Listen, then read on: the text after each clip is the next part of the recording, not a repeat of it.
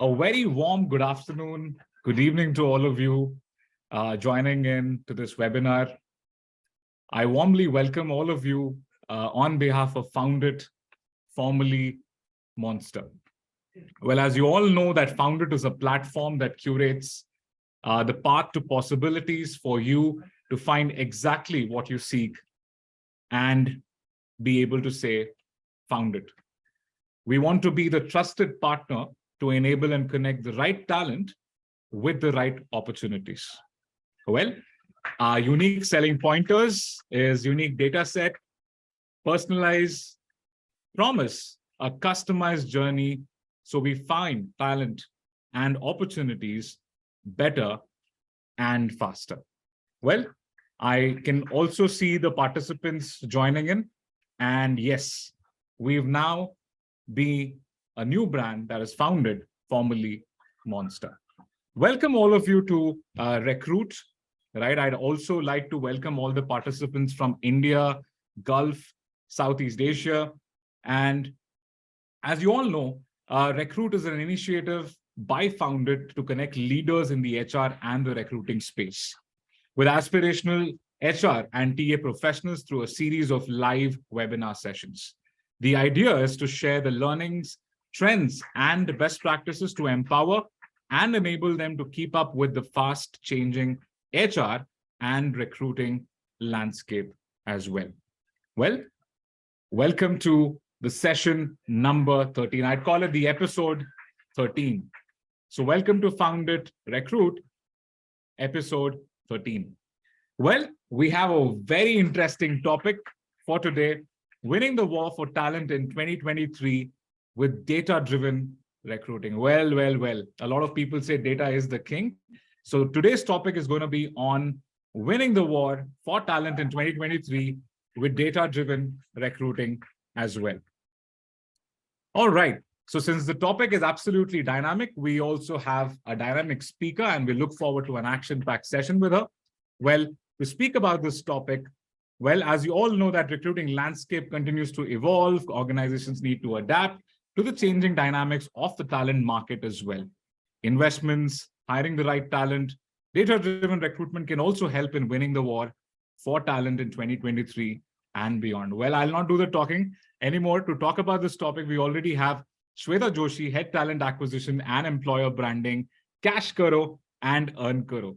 Shweta Joshi is a visionary HR leader with cross-cultural exposure of 14 years in human resource domain across travel, data analytics, e-commerce, BFSI, mining, IT software and hardware, and also consulting sector.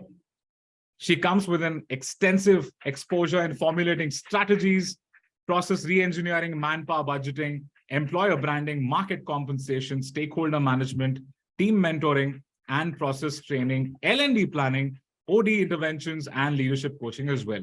Lastly, Shweta has managed HR and employer branding for APAC, including India, Singapore, Thailand, Australia, and New Zealand, hence understands pulse of macro and micro psychology alongside cultural demographics. Well, Shweta, it's such a privilege to have you here amidst us, and over to you. Thank you so much for joining with us from CashKaro. Thank you so much, Noel. It has been a pleasure being here. So very good afternoon, good evening, good morning to everyone. And I'm glad that I'm here. We'll try to just do a justice to the topics. Thank you so much, Noel and entire Founded team to having me here. Before we start on the topic, I genuinely want to know, I can see a lot of people out here in audience in hundreds numbers. Can you just quickly ping here who's from which city, which country out here? Noel, thank you. I know you emphasize few of it. Mumbai. We have Selena from Mumbai. All right. Okay. We have Chetra, Anita. I can see Snehan, Adhir. All right. Okay. Rashmi from Pune. Oh my God. I hope I can call out many of the names. Coimbatore. All right. Okay. I can see from Lagos as well, and then Onkrea. All right, okay, I can see you as well. Hush, okay. Ashwani, hello Ashwani, Reena, Shashikant, Ranjit, Sherlin, hello Sherlin. I can see Reena. Hey, hello, Reena. How are you? All right. This sounds like okay. We will keep it very interactive session for you. In my entire 1.5 decades of HR experience across APAC market. All right. Hey, hi, Marswin. I've actually understood it has been across any cultural demographics. Whenever you're managing HR, human resource, be it for employee life cycle or be it for candidate life cycle, it is complex. Let's first of all accept that, right? Because it is a human behavior, keep on evolving, and you may predict sales numbers, you may predict to some extent, the pattern macroeconomics is coming across with. You may even predict how the rupee and the dollars would vary in next few years, the stock exchange and all. Human behavior, how do you predict out there? And because that's directly linked to the business, then how do you actually objectify it? So this is the topic for us today. How the war of talent happening across post-COVID precisely, which has been a lot of madness across the globe in APAC, a lot of it, because hiring has been happening still, even in COVID scenario, comparatively as compared to the western part of the globe. And of course, the other part is even focusing on the retention of employees, focusing on how the employees in an organization as an HR professional, your data-driven approach, decision making, and even day-to-day tasks can help you out to stand out as a professional and even contribute to add value to your role, to your company.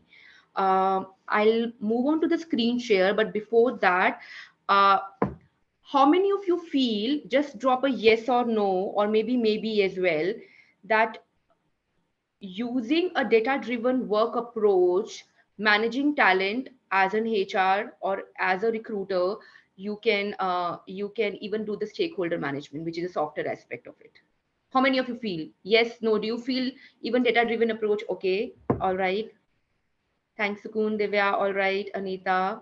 Okay, many of you are putting is yes. But how do you ensure? Because sometimes it happens, you're doing it all interpersonal skills standpoint. That is, of course, one part of it. But how on being data driven that helps into to manage it across? How everyone gets on the same page. While we cover or across all the points, I will also part of it cover stakeholder. And with the stakeholder point, I mean both of it, the internal and external stakeholder part, be it in an organization, outside organization, predominantly are candidates. So not to take more time, let me put on a screen share, and Noel, just do confirm or leave a thumbs up if in case the screen share is happening or not. Uh, I'll just quickly do the screen share. Noel, can you help me with the screen share? Yes. So we are not able to see the screen at the moment. Shweta, would you like to just try to reshare that Yeah. one more time? Can you enable it? Yeah. Yeah, sure. Sure. All right. Meanwhile, I've got all the yeses from each one of you. That's interesting. So yeah, so we are on the same page. It would help us when we actually do the session in that case. Here we go. I will be sharing my screen and let me know. Noel, just confirm over the audio Sure. if it is Yeah. visible or not. Yeah. Mhm.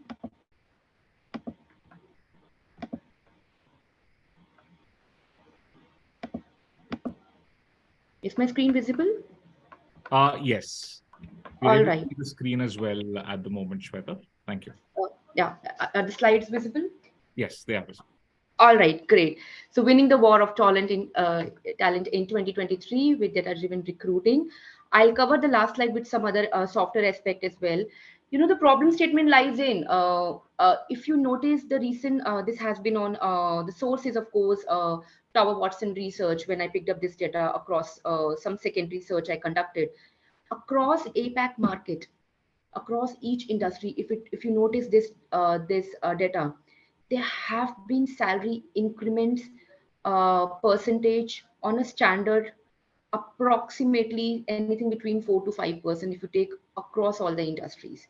And if you also notice, it has been all the countries, be it Singapore, be it Thailand, be it Philippines, be it even the Middle East part as well. I researched that part as well, and of course India as well. Predominantly fintech, media, pharmaceutical, health sciences, and e-commerce are the ones wherein I noticed these are the industries wherein they have been growing.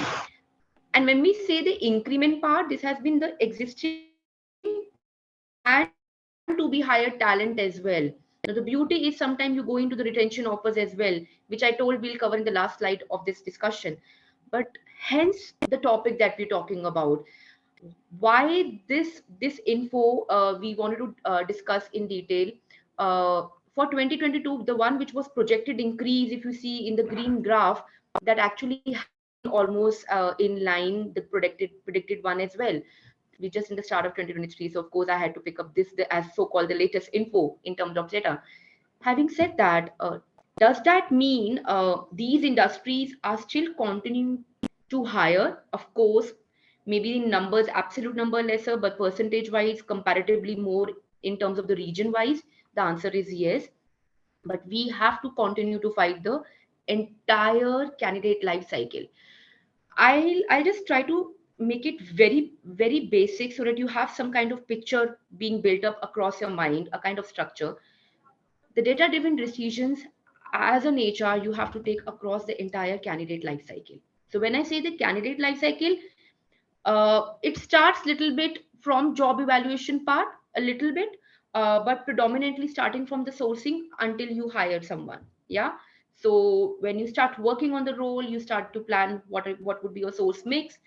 You screen the profiles, you are involved in the interview process, selection, offer, and of course joining. Now how data driven decisions would be important in this case. Now this is the base of the entire discussion. If you pick it up this part, and I'll pick it up one as a very my own experience in my recent past. And sometimes it's important you share it as a learning, because what happens is you keep on going as a process as an autopilot mode, and the robotic style doesn't help us to reflect, are we on the right track? And that is what data does it for us. Be it sourcing or be it interviewing, surprisingly, even while you are conducting or getting the interviews done, if you're not on the top of your data, you are not on the top of the entire analytics that you're doing or the reporting part that you're doing, you would not be able to pick up in that case, are you on the right hit ratio, or are you losing the game at the end of it? And it is very human to do so. With data driven decisions, what I mean is the entire source mix. So when I say source mix, as a broader category, you may want to define external and internal source of hire. So the internal source is, of course, maybe there are internal movements happening, there are internal job postings happening, or internal transfers and promotions happening, wherein we decide to fill a headcount through some promotion or some transfer across the job rotations, etc. And also, most importantly, our employees for the respective role that you're hiring in for, they refer someone to you. That is part of it. We all know out of the 100 hires, maybe 20% or maximum 25% would be that is. The main chunk is 75%. And here the war of talent comes in in the entire picture. So this 75%, how do you take care of it? The external source. How do you decide for this kind of role, I should actually use these as a sourcing channel, this as a research methodology, or this as the entire sourcing platform. More or less, many people I've seen, you decide the sourcing platform, and you miss out the ball game of, are you actually approaching the target group? As simple as even that is a part of data. When you actually conduct x-ray searches at the platforms that you're using for, boolean searches that you're using for. Hence, if you see at the top of this funnel, the reporting, this is pre-sourcing that you should take care of: market intelligence, the market intel, the internal parity, and the demographics. The market intel is all about, if you have the skill combination. I personally call it, this is my thumb rule. I always, for every role in my entire career, I've always done that. I create an ICP. ICP stands for ideal candidate profiling for any role, even if that's a repetitive role you're hiring in for. If you have ICP personified, this part will be very smooth for you. That is manpower planning and execution. How come? Because ICP includes both hard skills and soft skills that you're seeking for. Hence, you decide what would be your target groups, and hence you decide now how to approach a target group. I'll explain with an example. If you are working up for a role, and if you do not have a research done correctly, you do not have the market intel incorrect, market insights incorrect, basis the current scenario, you may have or might have hired for the similar role maybe even a month back. Let me tell you, my dear friend, in a span of 1 month, market changes a lot. The candidate pool availability changes a lot. So that does not mean if you've hired 1 month back, you will get the similar kind of pool available or similar kind of bifurcations being available. Hence, we talk about the STP program. Uh, STP, segmentation, target positioning, we all have learned in marketing concept. And if for the ones who have not, it simply means you should know your segment for the target group. You should know how these target group are being taken care of, positioning, how you will position the role so that they come in and you attract them to apply in, or you convince with pull or with push strategy. All in all, when you're actually taking care of this entire end-to-end source mix, so the first step as the base, if you see, if the entire circle is being taken care of, you would easily be able to jump on the manpower identify stage. Hence, the source mix, the research of market intelligence, internal parity in standpoint, how that current role, is that a new role created, or is actually a role which there was someone already, or there is someone already working in that kind of role. So internal parity in terms of not only the compensation. So this is a big miss, again data. This is a big miss sometimes. What I've seen, HR professionals or hiring managers, they feel, they just say, we would need a person like person B, this role, who should be able to take up a role what my person A is doing, my team member A is doing in a team, cloning up the responsibilities. But what has been the path of that person in the organization, the skill mapping versus the CTC?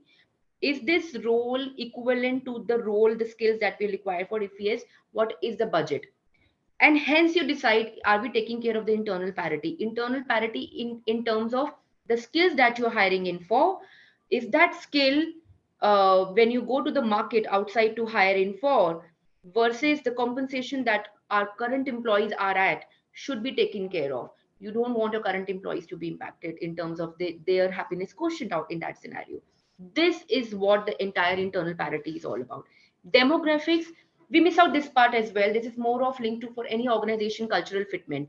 You should have a good market insight in terms of the demographics. My favorite jargon, diversity and inclusion. Yeah.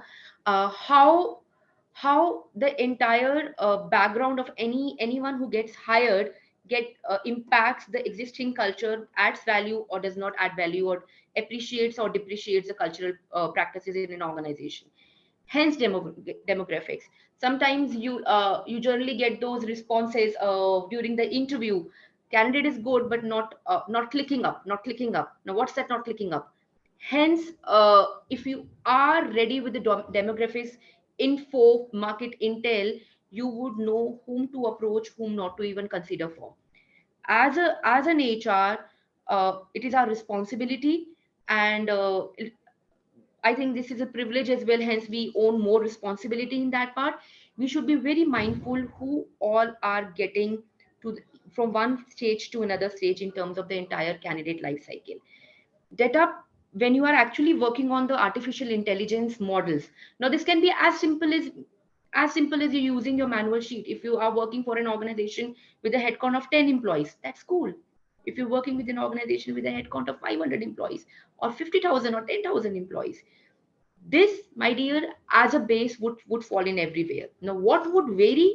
Maybe using a basic Excel format of researching and then preparing dashboards out of it, when you are concluding the dashboards out of it. Or maybe using a tool through an ATS reporting, application tracking system. It can be any ATS. And yes, you using market insight, pool availability from foundit. Of course, you go to foundit, you will see the pool available, and you will be able to understand, okay, these are the pool available, and okay, this is the over market intel. with certain set. Of course, that is more of a sample size, you pick it up, right? With these sample size, this is how we are concluding upon. This will set up the entire base for next 4 stages. Screening, many of us, I use it very common example.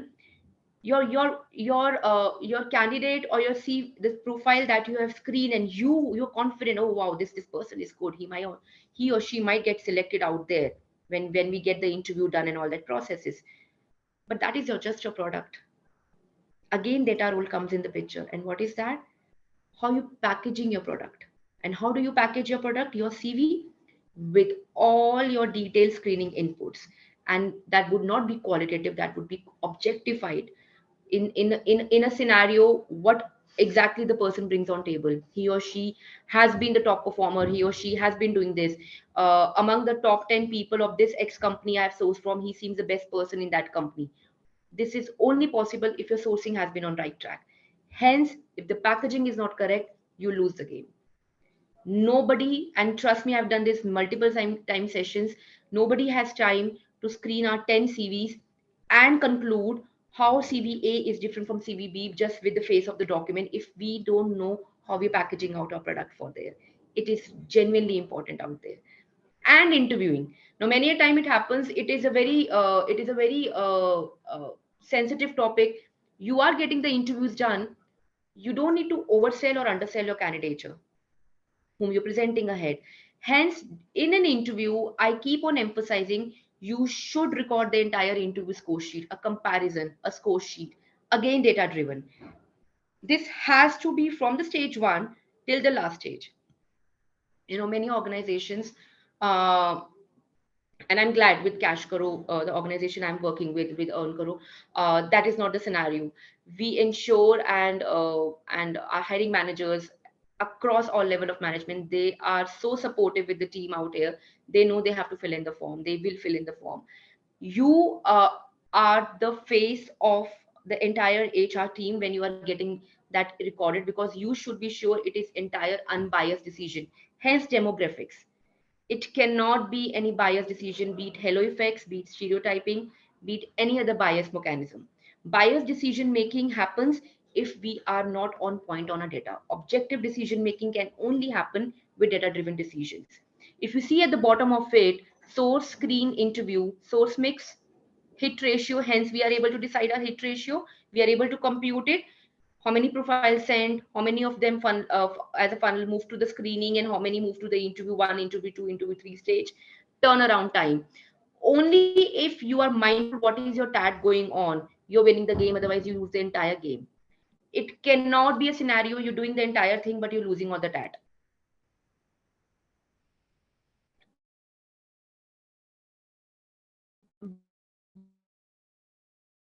With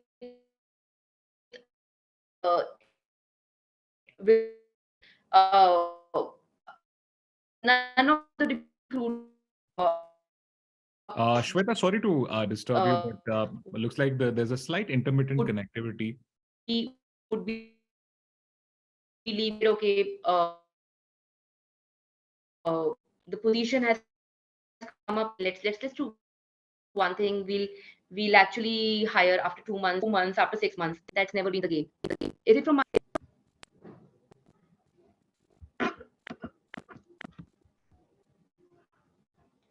Am I audible, Noel? You're audible at the moment, Shweta. It's just that, there was a slight intermittent connectivity issue. But if you could Okay, just reshare the screen and we are good to go. Thank you. we're good to go. Yeah. Yeah, All absolutely. right. Great.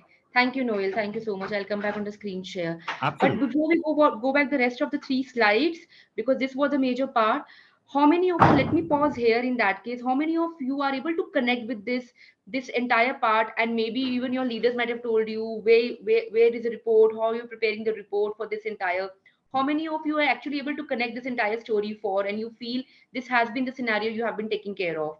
Anyone who would just drop in with a yes or no, and it's okay you drop in with no as well. Okay, Sushmita says she is able to connect, so is, all right, Anamika, Sneha, all right. Seriously, it's true, it is true, Prityush, yeah, definitely. And when I actually started out with my career back in 2009, For me, it was okay. We've already done it. Why don't we need to showcase what we're actually doing it? Heard it when you were discussing TAT. Yeah, right, Minakshi. That's true, because this is how you take it into consideration. If you are on the top of data, you have the complete market intel with you guys. It's easier for you to reach, to help a hiring manager to reach a decision as well. Trust me, data helps you to take a decision. And decision making is not only at the top management, at leadership level, it is at any role, any level of management you're working with. Thiagarajan says, will you be sharing the recording? Noel, Foundit team, I leave it up to you guys, but we'll be sharing the clippings at the Foundit LinkedIn page. Please follow Foundit at the LinkedIn page. You will see more of these things coming up out there, but I'm sure the team would take care of it. I'll come back to the screen share, and then we'll move on to the next part of it. And Noel, I'll need your help once you say if the screen is visible. Sure, absolutely. Thank you. Thank you. And here we go. Noel, is it visible? Not at the moment, but it's starting to be, yes, I can see the screen now. All right. Okay. Thanks. Thank you. And feel free to interrupt me in case there's some technical thing happening out. Absolutely, So we'll that do that. Yeah. you close it. Thank you so much. No worries. And yeah, moving on to the next part, which is the most fun part for any HR professional when there's a selection in place. But what happens when a selection in place? With the eve of excitement, there is something called still the time is ticking and we have a turnaround time in place. We have a hit ratio being taken care of still in place. I'll come to that. Quality of hire, I'll come to that because that will be linked to the last slide as well, and cost of hire. So this is interesting. What happens is with the game of, I'll follow the CAT concept, the CAT entrance exam that happens in India, wherein management students they participate, even GMAT, which is across even in Singapore out there. With the entrance exam, the interesting thing, anyone to crack any aptitude test, it's speed with accuracy. Speed is turnaround time, accuracy is the quality of hire. Any of it get missed out, your entire hiring experience for the stakeholders get missed out. You will say, I provided the candidate at the end of the day, but what was the quality of hire? Okay, there was a quality of hire, but there was a turnaround time which got impacted. Both were there, but there is a huge cost that was taken into consideration. We took multiple partners' help, then only we got it closed. And even that is cost per hire. If in case the TAT is increasing, the turnaround time is increasing for the business, right? They have targets to fulfill. Any of it, there would be some kind of timelines for their targets to fulfill. So as soon as you reach any of your candidate at selection stage, your dashboard should not only limit to, okay, this person is selected. It is something called trend analysis and keep on forecasting in terms of the expected joining as well. Now, how that helps? Of course, one, very importantly, with the pattern, you would be able to understand if the person is expected to join or not, red flags and all that stuff, responding, not responding, pre-joining documents and all that stuff. But that is just one part of it. That is just operational part of it. How do you ensure how your data-driven approach would help you that selection to joining is so smooth and possible? And that is in two parts. One is the soft aspect, one is the more objective aspect. How many of us we actually go to a candidate and to seek their experience, their feedback of their entire hiring experience until they get selected? And what if you start collecting their feedback? Their feedback is kind of that sample that you sell. You might have seen many successful case studies, Geo, a market in India, and even for that matter, Tesla across the globe, and couple of more very strong brand names in the market. Uh, they started positioning themselves as a very strong brand when they started even just putting out, promoting out, distributing free samples across. That sounds so simple in that case, and hence there is an impact out there. Our candidates are more equal important stakeholders as our hiring managers, as our internal HR stakeholders, as our internal HR reporting managers as well. Why? Because those are the one with their experience, they will keep on advocating us. Now, candidate feedback is one of it, which you can start recording as a basic form, a Teams form, Google form, which you can float it out and follow it out as a trend.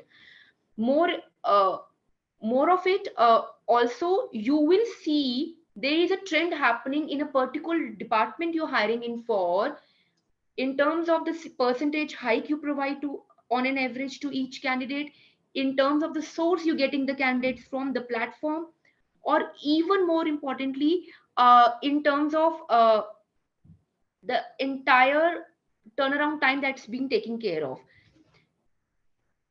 You should try to make it as smaller as possible from selection to joining, and hence the talent war. Yeah. We've seen that the technology hiring across the APAC market has been so much. In India, there has been data analytics hire in Singapore. There have been lot of business development account executive hires in Australia and even in Thailand market as well. And in the recent, in the last couple, that these are the few of the skills in the incremental hire. Some kind of mechanical engineer, and even other electronic engineer hiring, a lot of it in the Middle East part. Now these skills, if you have this visibility, you can talk about it, someone over negotiating during the offer stage with you.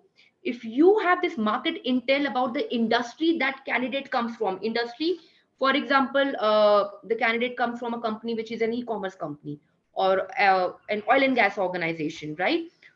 You would know how to negotiate, because you would talk about the market trend. The market trend is not more than 10% in this industry that you come from. And internally as well, the increment that you're taking up is not more than one digit percentage increment.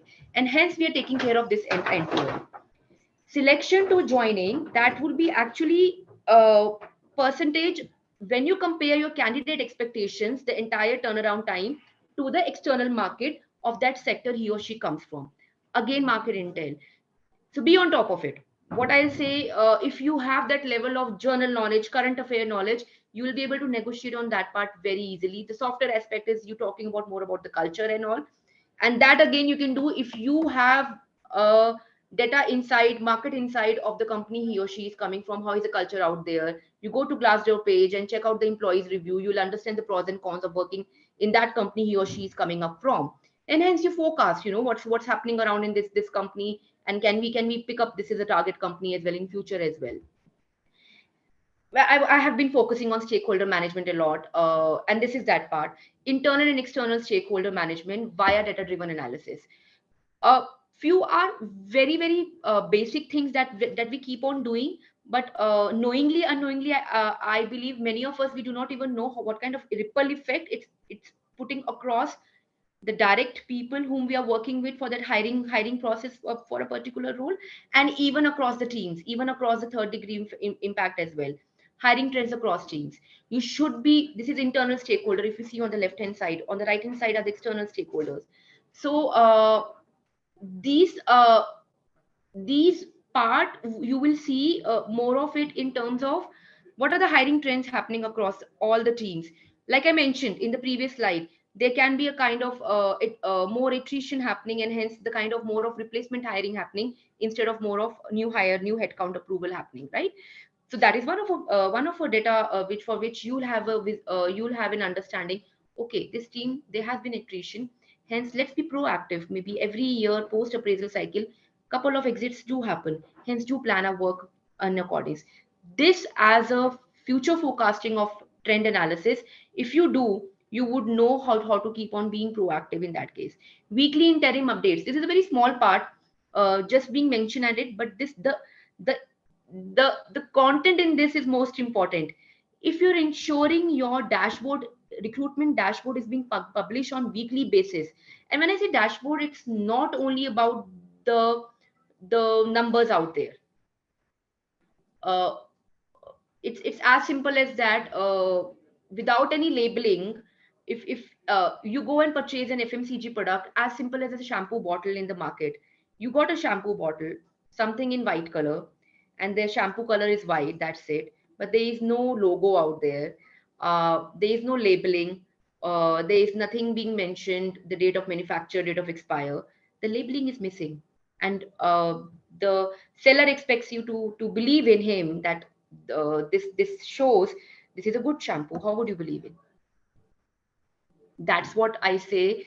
When you're actually taking care of this data, the data interpretation is equally important. Interpretation, as in what has been the storytelling across the entire data. These many profiles being screened in, these many profiles were interviewed this week, and these many people got rejected, and overall the maximum reason of rejection has been on this skill that has been missing in majority of the candidates. Do we change the skill, or do we improve the sourcing part? If this part is missing, only with the numbers would not showcase anyone, and you are giving it's more dangerous, because if you're using a shampoo bottle and you don't know it is good or not, that customer can go back and tell the seller, or the you gave me this bottle, but I was looking for something for hair fall protection. You gave me something for anti-dandruff. So how does it help me out? Hence, you are also allowing the receiver of the information of the data to assume or presume or even perceive how this data is helping him or her in his or her hiring department. Hence, data plus interpretation, talent availability, market intelligence, we talked about it. You should quote it out when you are sharing your weekly updates as well, and you should be having a strong market intel, what kind of talent is available. Online referrals, see, this is more of a digital platform. People do talk about employee referrals, but why not even candidate referrals? In a company like CashKaro EarnKaro, we run the business through affiliate marketing business, right? And why don't we run a candidate referral program? It can be as simple as a goodie, and we're paying our partners. Why not a candidate who even if might not have got selected, but he or she is trying to help his or her friend out there. Hiring manager feedback. Why this is important? If you have a form floated out wherein hiring manager is recording your feedback, again you avoid the biased approach across the globe. The bias approach gets off the table, and hence you take care of end to end everything that's objective, which is in sync with your so-called weekly updates and the dashboard you're already publishing for. So that's the beauty of the data. It is all objective. There's nothing wherein scope of bias decision is happening, and you manage your stakeholders as well. That is so beautifully, and on an honest front, it's all authentic.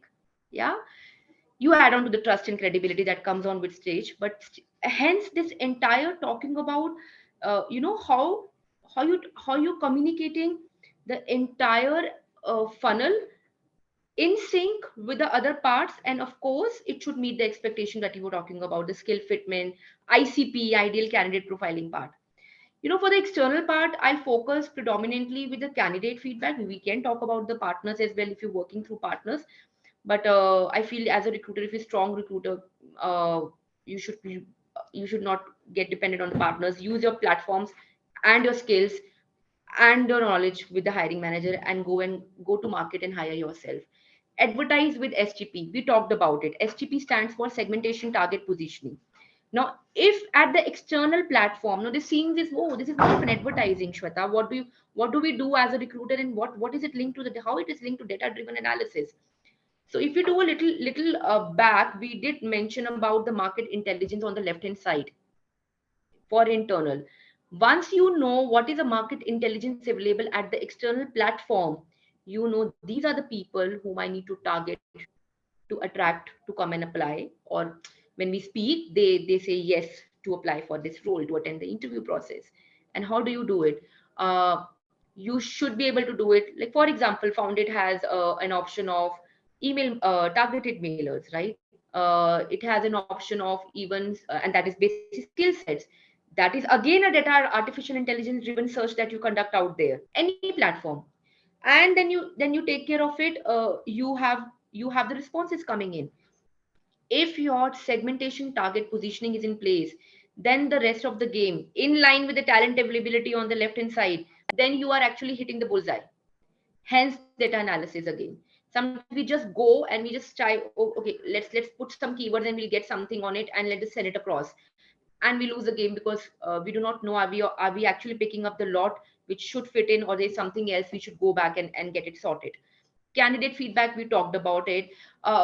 Both of it, candidate and hiring manager feedback. Candidate feedback I covered in the previous slide, but the hiring trends is more of So for example, you're working for particular industry in a particular job domain or department. You should have a strong market insight, a current affairs, or your general knowledge should be so strong.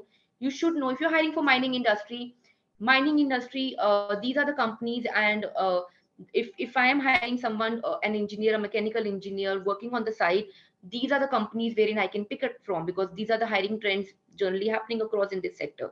If I'm hiring from someone from e-commerce or a travel consultant from any travel consulting organization, yeah, a tech organization, hiring trends of that industry that you're targeting from, if you have that insight, this is first very important, especially when you are actually in the executive search. Hiring means anyone at leadership level that you're hiring in for. If you're hiring a candidate for a leadership role, your hiring trends knowledge would also help you to set a rapport with your candidate. That is how you do it. Like, and to go a little back, when I started this topic, I did mention how your objective search will help you on your software aspect as well. Your content should be there when you're clicking the conversation, when you're striking some conversation with someone at the leadership level. You should have that market knowledge, and that would happen only through search, only through studying out there. All thanks to this internet browsing search options. It's so much approachable for us. Industry news is on the more broader aspect, wherein what is happening in a particular region for this in. Again, this data driven will help you to position you as a company, as an employer for which you're hiring in for. And last, cultural practices. Why cultural practices? The cultural fitment. If you are hiring for a location like Singapore, and you know there are xyz kind of criterion to be taken care of. If you're hiring for a role wherein you're okay to hire someone at visa as well, but you should be sure that you know the cultural practices and the industry thing, that you should have got it posted at the ministry of hiring board out there, in the government body, before you taking care of. This is the practice in terms of industry hiring practices Singapore. For what visa hiring you're doing it at in Thailand vis-a-vis Australia, or in India, for work permit more hiring. Is it feasible, not feasible?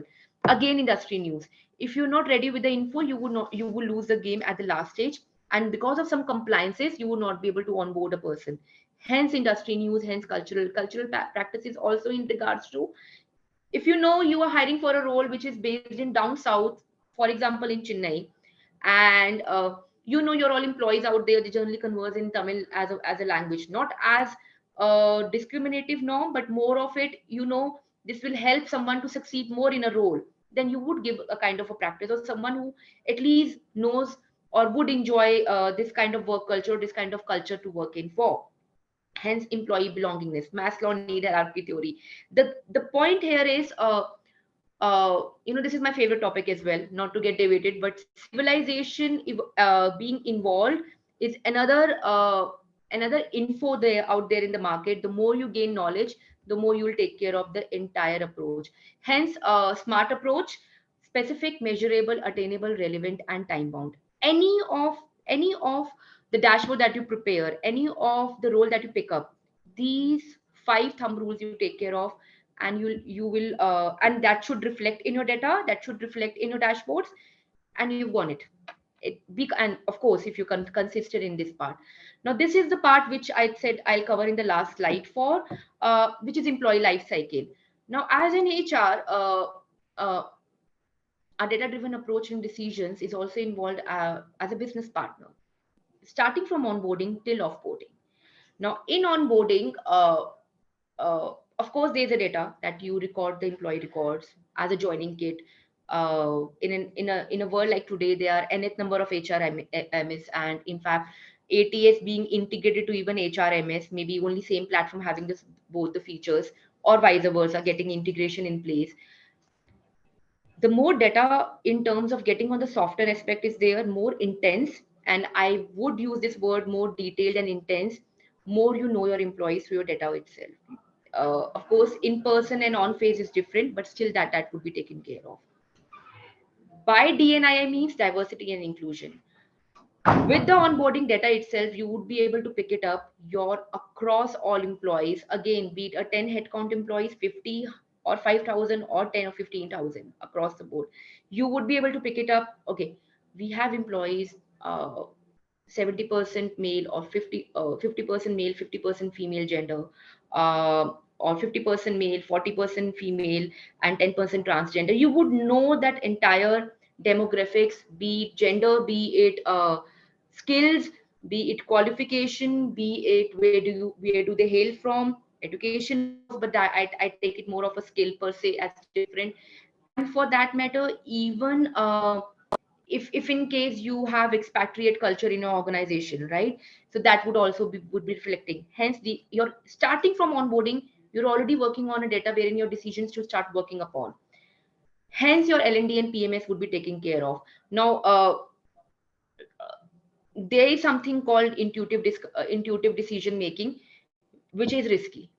Your goals versus skills should be in line. Hence, L&D and PMS together. This is both data driven. Ideally, your skills is linked to your ideal candidate profiling, and hence quality of hire. All right. Again, data driven. I was working with a company back in 2017, 18, wherein we had prepared a sheet in a format wherein the JD, the KRAs of the JD, as and how it got entered, automatically would create a new KPI metrics as and when that person is getting joined. So you already have KPIs in advance built in, of course, in line with 3 or 4 broader goals of the organization. So hence skills versus goals. And this, of course, happens through detailed, very intensive L&D, soft or harder aspects, and of course, PMS. Doesn't matter you're doing it manually or on a system. If you're smart enough, you would be, if you are on top of your data, of course, it would matter if the headcount is 500 plus and you're still doing manually. I would genuinely suggest get it on the system. However, having said that, if the employee headcount is smaller, then you take it in even manually. The base would remain the same. The action approach would remain the same. Yeah. Hit ratio and TAT in terms of internal movements. We did discuss this part in detail in hiring, so I'll just touch base. So within employee, because this comes in under employee life cycle as well. So during when someone is going through L&D and PMS, maybe during appraisal discussion, either they are promoted or they move to another role or they just got an appraisal, normal, no change in the designation, but a good increment, and uh, be it even internal movements, rotation, job rotation, or transfers to other locations. This all also, and I would suggest why not even a career ladder program, more of succession planning program. That all comes from starting from onboarding. Okay, 4 years down the line, we would need a successor to this leader. Are we ready to start preparing someone internally, or do we have to spend a lot to hire from external at the end of the fourth or fifth year? Again, in the entire data driven approach, right? And of course, offboarding, that is attrition, which is not my favorite topic. But yes, through data driven approach, if you at this life cycle of this end of PMS, if you are able to come up with certain 4 criterias, if more than 2 criterias, more, and to be very I'll give you thumb rule at simple. If out of the total goals, if 50% of the goals are not matching the skills, uh, that role is a problem for you. That either the employee is not trained properly, or the employee is not fitting in properly. Either you move him or her to another kind of portfolio or a role, if you see a potential, and you decide where to place in by the time you reach at the last stage. Otherwise, it will go on to attrition, be it volunteer, be it being asked to. At the end of the day, if there is attrition happening, right? And yes, on that note, I can end it up. But having said that, when we are talking anything which is data driven discussion, be very sure it has to be authentic. It goes without saying, but sometimes in the war of talent, so called, we miss out that part. But that is equally important out there, right? And authenticity can only be trusted when you are maximum conducting your own primary level of discussions. This part I'll end with this conclusion. Uh, Many a times, some discussions, some inputs you pick up through just networking out there in the market. uh, as an HR, we are a people's person, right? We would go out to speak internally with our colleagues. Let it be knowledge sharing, more of just little fun thing. Be a fun thing and be a little knowledge sharing. You balance it out both, and you learn from each other, or maybe even experts out there. I think special thanks to founded team that we are interacting on this platform similarly, right? So more or more, you try to interact with people, with each other. You try to do knowledge share. That can also be part of your data. Okay, this industry is happening this way. Oh yeah, maybe I can pick up this good practice from this company. Maybe as simple as that. It cannot be directly maybe relevant to your role immediately, but at least to your knowledge immediately. Yeah. On that note, I'll pause here.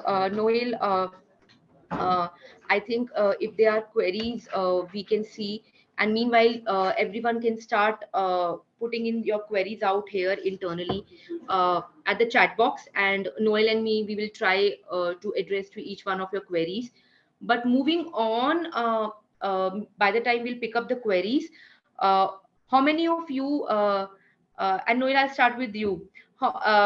In the entire war of hiring process, have you ever got stuck in something wherein you feel, all right, I'm following the hiring process, I'm following the recruitment process being told to me, I'm following all the tats and all everything, but why this one role not clicking up, feeling that stuck out there, right? Well, uh, absolutely, absolutely. That happens, and I have a lot of friends in the HR team as well who come up to me and say, "Yeah, you know what, this is actually not happening, and this is something that I expected to close a little early, but then this has become the most important one now for me to close." mhm, So this is something that we've come across, and I'm sure the participants would have as well. And mhm, I also wanted to put up the screen as well to mhm. just ensure that check if we have any questions that we have popping in. Sure. It was an absolute brilliant session. Something that I could relate to personally as well. I was able to get those examples in my mind as you were sharing those wonderful anecdotes as well. So Mhm. the first question as well, Shweta, was how data will help in reducing the drop-off rate. I guess this is a question that a lot of us echo on. So I guess the first question is spot on. Yeah. At the three stages, RESK, if I'm pronouncing your name correctly, because that's how I see your ID as. But the answer to this is at three stages. One, at interviewing skills. So during the interview stage, you should ensure you have talked to candidates to be offered, gold medalists and silver medalists. You cannot control, you cannot actually hold someone's hands and bring him to the office, right? If someone gets selected, and the drop off can be at any stage, interview, or at the offer stage, or at maybe post offer acceptance as well, at the last stage of the, or on the joining date as well, any of these stages. So during the interview stage, you should have top two candidates to be offered. When the interviews are going in progress, ask the hiring manager, give me the second silver medalist, in case something happens with who is the second best among these list people you've interviewed, we can go ahead to offer in the worst scenario, right? First thing, this saves your time, this saves your peace of mind not getting impacted at the end of the day. Second in that case is when you're the offer stage, again, like I mentioned in the first slide as well, you have to be very mindful when you're getting the candidate engaged in the entire process. We at CashKaro, what we do, our team, we try to get them a co-founder meet and greet coffee session, or a virtual session. You can get a CHRO virtual session done out there with your candidates. Their pattern of reaction, their pattern of availability post picking up the offer will give you that red flag, yes or no, this person is not picking up in this. Again, a data driven approach. Again, something wherein you feel, okay, this is a pattern. This person is not responding since last 2 days. We invited him over the drinks in our office, for example. He or she did not show up. Seems to be very busy. And last but not the least, you should actually see a trend, ideally at the sourcing as well, because you will see if the person has been a hopper in past, right? I keep on telling, anything at the first stage is already a problem to a solution at the last stage. So these three steps, if you take care of, I keep on telling everyone, you cannot control the accidents that happen with you. This is like it's actually like an accident for a recruiter when oh my god, this person is not, and you get a nightmare. Oh my god, I'll have to go back and source back again. Oh, this is a niche role, and I have to take another 2 months. Already the pool is not much available and all that stuff. You are sorted in that part because you already have a silver medalist. So you do not need to get in a stage where in a panic mode can, okay, let me pick up the other person and offer him or her. Check it out. No more stress out there. Second most importantly, like I mentioned, these red flags come up generally at the first few stages itself. So keep on observing a pattern of someone's. mode of reaction? Is he or she more following up just to get an offer, and quickly after picking an offer, the pattern of behavior is the person is literally ghosting you up? So if you see a ghosting happening, you know this is something, a pattern wherein put it across and then move on and pick up someone else. Yeah. Absolutely. Well, Shweta, I really like the way, you give us those examples as well. Everything seems so real and, recently happened as well. Uh, so adding on to that as well, there's a question here. It's about, there's one of our participant who says that, she's recruited for internal positions, but, many a times they've accepted our offer and, the 2 days before they're joining, they just back out, and say that, oh, what, we're not interested anymore to join your organization, and take the offer. How to handle this kind of situations? Any examples, like you mentioned, those three cornerstones that we need to in the previous one. Anything that we'd like to, have expertise on in this particular Is segment? this question from Selena, if I'm Yes. picking up Yeah. the right question? Right. So all the time, let me just read through it as well. Sure, please. Company, but many a times they have accepted our offer, and 2 days before the joining, they come back and keep our offer and they take the corner to. All right, yeah. You know, uh, your candidate. It's more of how you make them feel in the entire process as well, Selena. It's okay, I'll I'll tell you very simple. Like I mentioned in the previous query as well, you definitely cannot force someone to join an organization. If there is a person who is just doing offer shopping, you can't do much, right? The most important thing that you can do, Selena, is if you have a strong bond with that candidate being built in the entire hiring process, you would be the first one. He will with trust come out of guilt also, come and tell, hey Selena, I don't want to you get into in a trouble at the last moment. I now I'm really confused. Maybe as simple as I'm really confused. It's not you, it's me kind of stuff. And you know what? One of my recruiter friend used to say, sometimes I feel the similar pain a pain of someone would feel during a breakup kind of stuff when your candidate gets backed out. So I feel you, Selena. The point is you can't control that. You can't force in into it. But you should be the first one. Your candidate is coming and openly sharing, it's not happening, but I don't want you to get into this situation. I know someone, maybe this person might be keen for it, and don't take it personally, and you will get the process is done. You should be on the top of it, first thing first. And if you have your so-called pipeline or a silver medalist ready, the only thing is you can prevent your peace of mind not getting impacted. 2 days before is really risky. I will also say another a very important trick, as a head, I would say you should follow the metrics of 1 is to 1.5. That means if you have one position open, you have 1.5 offers rolled out. Now, there is, of course, more calculative approach in this.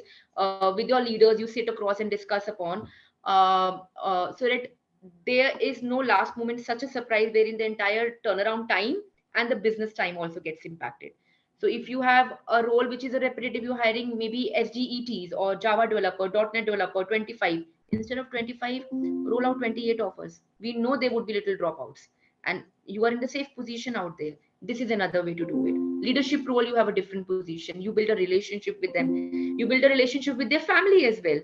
With one of a leadership hiring I recently did, I ensured I sent out a bouquet to his family, his mother, and his kids, just to congratulate them. Congratulations, Mr. ABC is joining us, and you are a part of our extended family. That personal touch, uh, the last thing you would know is the person ghosting you. That would never happen in this scenario. So I hope that was helpful, Selena. Well, absolutely. And, that personal touch would definitely add on, a lot of value as well. And those three cornerstones, especially. So I also wanted to, check with one last question that we have, how to ensure internal parity in this current scenario as such. Hmm. Uh, Back in 2009, when the economic scenario, we had US subprime mortgage crisis happened. It is almost linked to that answer. Hence, I'm picking up this as a query. And history has again, history has all the answers. And again, when we say history has all the answers, it is all data has all the answers. Hence, data-driven approach. But back in 2008 and 9, when US subprime crisis happened and economy got impacted globally, Some industries, a lot of impact, some industries, less impact, so and so forth. The similar problem happened that time as well. So what happened, Noel?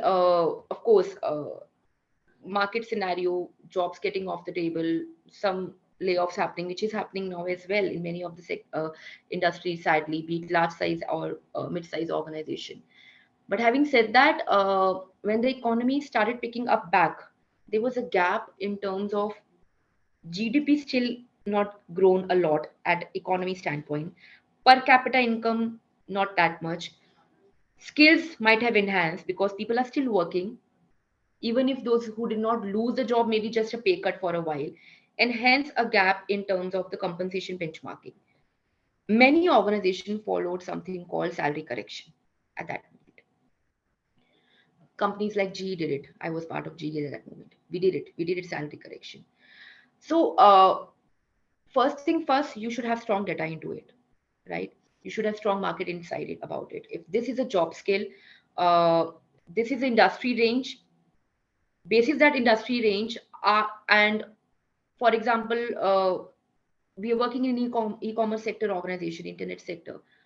Among the internet sector organization, this is an industry range for someone to be hired for HR role with certain set of experience range or a qualification. And that range, minimum, maximum, median kind of range that you have it with you with the research or from some paid researches that you get on the table. You also know where you as an organization, as a business are standing in terms of ranking among the other competitors. Hence, I think if they are at fourth, how do you plan? Do you want money as an important factor to hire or not? And then you decide the ranges. And then you go back and flashback internally. Are you paying the current employees in accordance? If not, you take a very, very mindful decision making. This is one of the way. The other way is wherein you keep on the L&D part, you keep on upscaling skill versus goal, so that then when you provide them increment, that is justified with the skill you are wanting them to come up with. So this is actually the entire HR intervention you're talking about. But interesting question. True that, absolutely. I couldn't reckon more with that. So we have two questions more in the chat box. I guess we can, also check one question where it says that, we see the proxy candidates attending interview in Zoom call. How can data help in reducing such fake candidates as such? I know that, you've already mentioned about the controllable and non-controllable factors, but I'm sure that, your opinion would be valued on this as well. This is controllable. There's something called candidate application form.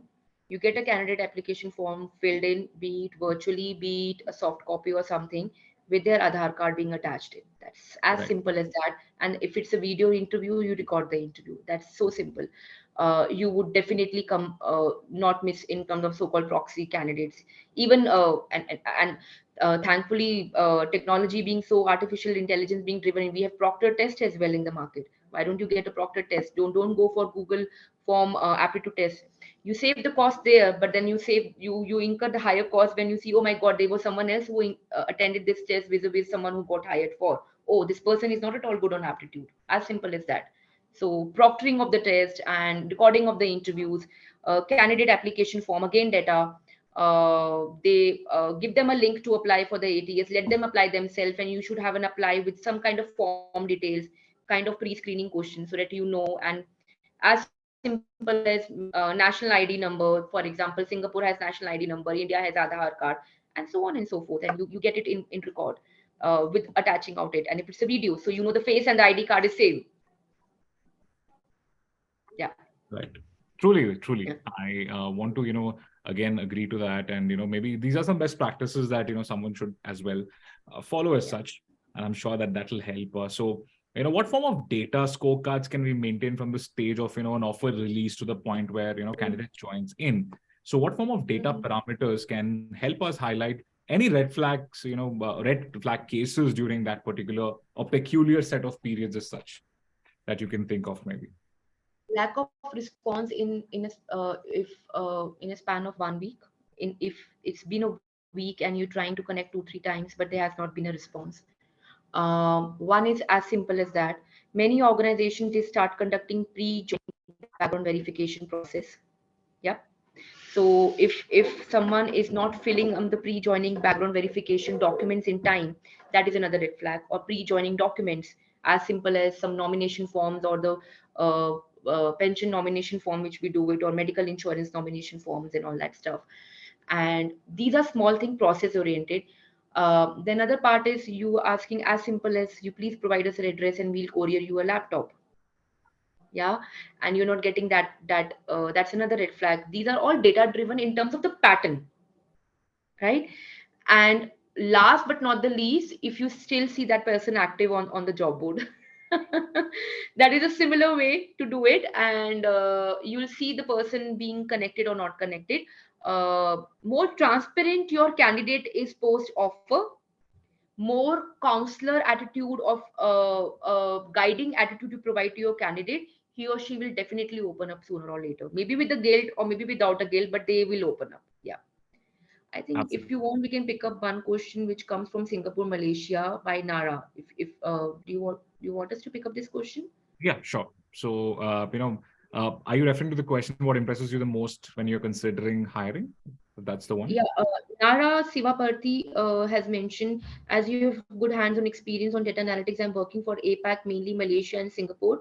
How could we gather locals data as they will not upload their profiles in Foundit, or, or other profiles mostly, which is best approach to reach them? Okay, uh, Nara, the dependency should be to an extent wherein we can start picking up an info while using Foundit. uh, you'll come across with someone working with X region for similar team in different country, and you do cross referencing, and this works.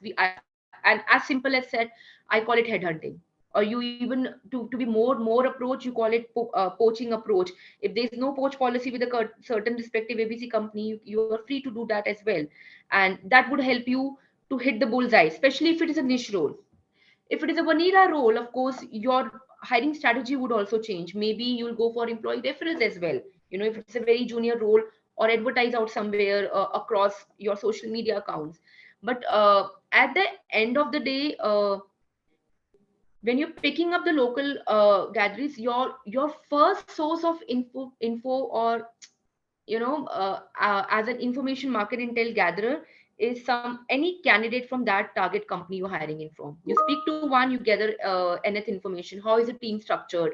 How is the department structured? How do they function? Maybe in company A, the entire department is structured in terms of region specific clients they're catering to. Or company B, like for your example, for you as well, Nara, you catering to two regions in a recruitment team. So if I am hiring someone from Malaysia, recruitment, maybe you are one of a so-called candidate spock we can pick up, for example, right? And vice versa. Maybe it is client specific team, like in analytics roles that we generally hire for. You should first know mapping, org mapping, in terms of company mapping. The skills you're hiring in for are in place in there, and you keep on deep diving in that.